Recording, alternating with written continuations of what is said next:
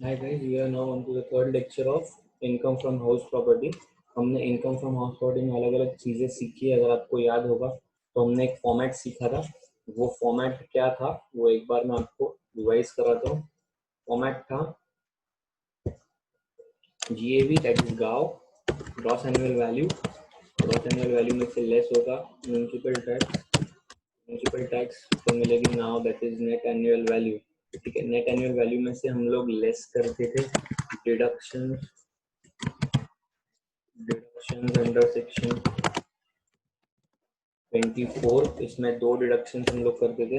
एक था standard deduction जो था 30% ऑफ एनएवी, 30% ऑफ एनएवी, और दूसरा था interest on loan. Interest on loan, ठीक है, ये हम लोग करते थे। तो आपको मिल रहा है इनकम फ्रॉम एचपी। ठीक है, ये दो तरीके के थे, एक था लेट आउट प्रॉपर्टी के लिए, एक था हाउस प्रॉपर्टी के लिए। ये रूल के अलावा हमने और एक रूल सीखा था, अगर आपको याद है तो। अगर हमारे पास सम में फेयर रेंट है, क्या दिया है बेटा, फेयर रेंट दिया है, तो फेयर रेंट और म्यूनिसिपल रेंट, फेयर रेंट और municipal rent whichever is higher को नीचे लेके आओ, विच एवर इज हायर को नीचे लेके आओ। ठीक है, हायर रेंट और standard rent, whichever is lower को हम लोग आरएल भी बोलेंगे, विचेवर इज लोअर को नीचे लेके आओ। ठीक है, और actual rent whichever is higher को नीचे लेके आएंगे। इसमें मैंने आपको एक रूल सिखाया था कि अगर स्टैंडर्ड रेंट मतलब आरएलवी और एआर में एआर कम है, आरएलवी ज्यादा है due to vacancy, due to vacancy या फिर अनरियलाइज्ड रेंट, तो उस केस में एआर ही आपका हायर नहीं भी होती कि आपका क्या बनेगा बेटा, जीएवी बनेगा। ये जीएवी ढूंढने के लिए इतनी सारी प्रोसीजर थे। अभी अगर आप सम देखोगे तो यहाँ पे देखोगे एक्स हैज ऑक्यूपाइड 3 हाउस, ठीक है, for his own residential purpose. ठीक है, 3 घर है उसके पास, तिघांमध्ये तो स्वतः राहतो। काय काय दिलंय बघूया। स्टँडर्ड रेंट दिला म्हणजे आपल्याला एवढा मोठा फॉर्मॅट बनवायचा है। स्टैंडर्ड रेंट नहीं रहेगा तो एकदम सिंपल सा फॉर्मेट है, अगर आपको याद रहेगा। स्टैंडर्ड रेंट नहीं दिया रहेगा तो फेयर रेंट और म्यूनिसिपल रेंट और actual rent, whichever is higher का रूल चलेगा। विच एवर इज क्या चलेगा बेटा, हायर का रूल चलेगा। ये रूल आपका हमेशा ऐसे ही रहेगा, फेयर रेंट, म्यूनिसिपल रेंट और actual rent, whichever is higher के हिसाब से हम लोग उसको काम कराएंगे। ठीक है, अब ये तो था आपका रूल्स। ये सब में स्टँडर्ड रेंट आहे। म्युनिसिपल व्हॅल्युएशन म्हणजेच बाळांनो म्युनिसिपल रेंट, म्युनिसिपल वैल्यूएशन म्हणजेच काय, म्युनिसिपल वैल्यूएशन म्हणजेच म्युनिसिपल रेंट। ठीक है, और फेयर रेंट आपको दिया ही गया है। ठीक है, फेयर रेंट आपको दिया ही गया है। ठीक है, स्टैंडर्ड रेंट है, म्युनिसिपल वैल्यूएशन है, फेयर रेंट है, म्युनिसिपल टॅक्सेस आहे आणि रिपेअर्स आहेत। म्युनिसिपल टॅक्सेस आहे, रिपेअर्स आहे, रिपेअर्स कामाचे नाही, इंटरेस्ट ऑन लोन आपण घेऊया। ठीक है, and loan against for meeting personal expenses XYZ जे पण आहे ते आपण नंतर बघूया. Compute the income from HP of mister x if house 1 in a home town was vacant, घर 1 एम्प्टी है, house 1 was vacant throughout the year as he resided in house 3, तो तिसऱ्या घरात राहायचा.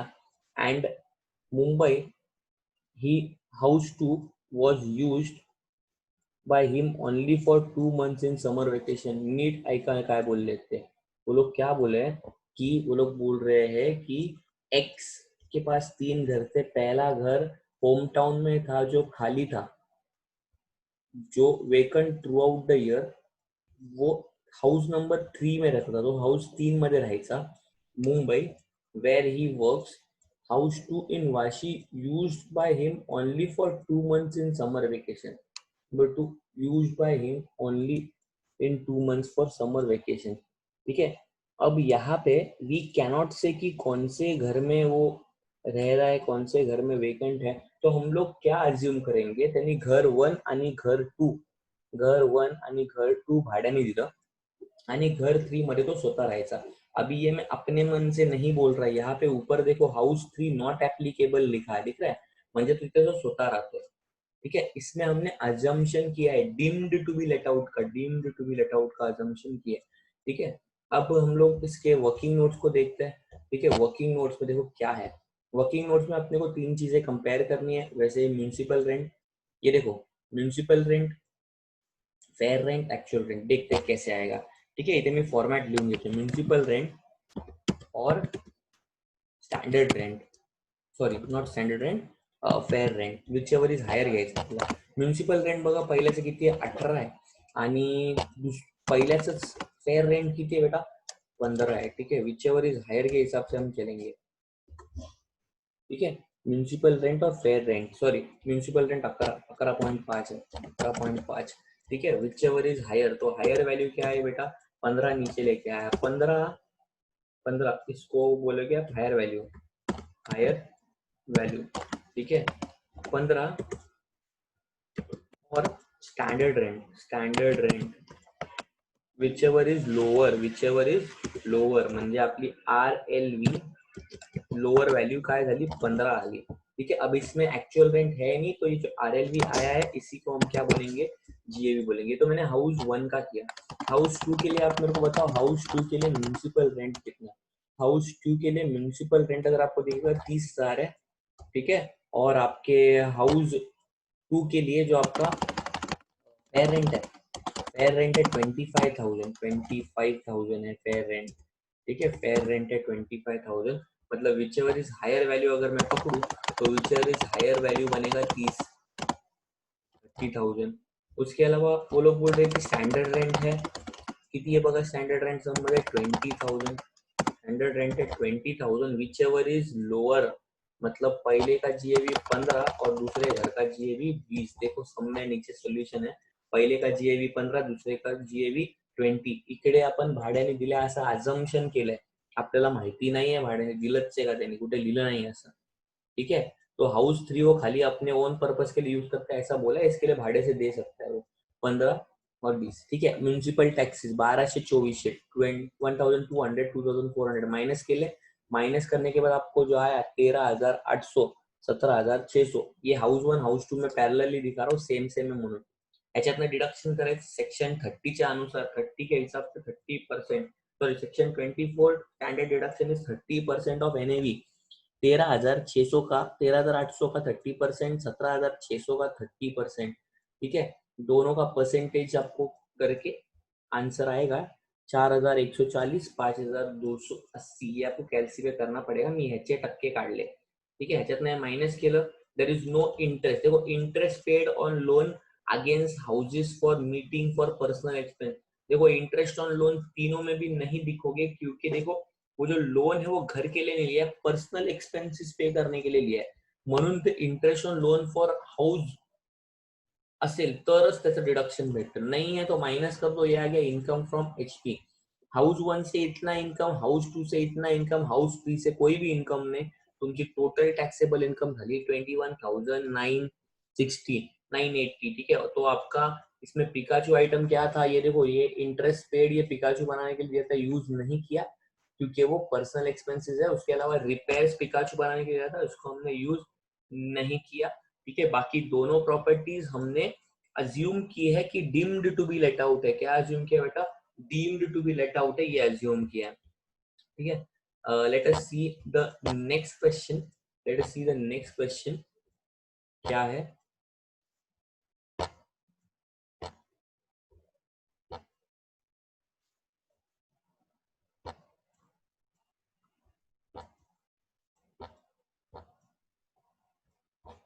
तो सिंगल व्यू में देखिए हम लोग.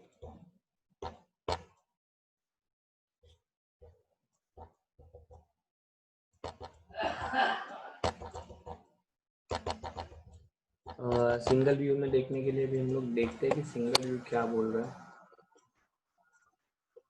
हमने 14 सम क्या 13 करते, छोटा सा ही सम है. तो नंबर 13 में क्या बोला है, देखो 13 में बोला है म्युन्सिपल व्हॅल्युएशन है 1,00,000, फेअर रेंट है 15,000 पर मंथ. 15,000 पर मंथ म्हणजे 15,000 इंटू 12 करावे लागतील आपल्याला 12 महीने का. स्टैंडर्ड रेंट है 9,600 पर मंथ, 9,600 इंटू 12 करना पड़ेगा तुमको पहले. ठीक है, rent receivable is 10,000 per month, मतलब 10,000 into 10,000. The house property was vacant by the tenant on the last day of October 2012. It could be then let out only from 1st of January. हा, म्हणजे आता इकडे थोडीशी त्यांनी condition टाकली, जरा काय कंडिशन आहे आपण एकदा बघूया. ते लोक बोलतात की जर आपला एप्रिल मध्ये महिना चालू झाला तर ऑक्टोबरला त्यांनी घर खाली केलं. म्हणजे काय, एप्रिल मे जून जुलै ऑगस्ट सप्टेंबर ऑक्टोबरच्या लास्ट दिवशी म्हणजे 6 महिने तर भाडे करू होतात. त्याच्यानंतर डायरेक्ट जानेवारी मध्ये त्यांनी भाड्याने दिलं. म्हणजे जानेवारी फेब्रुवारी मार्च 3 महीने, मतलब ये प्रॉपर्टी जो थी एक्चुअली में खाली 9 मंथ्स के लिए रेंट पे गई थी.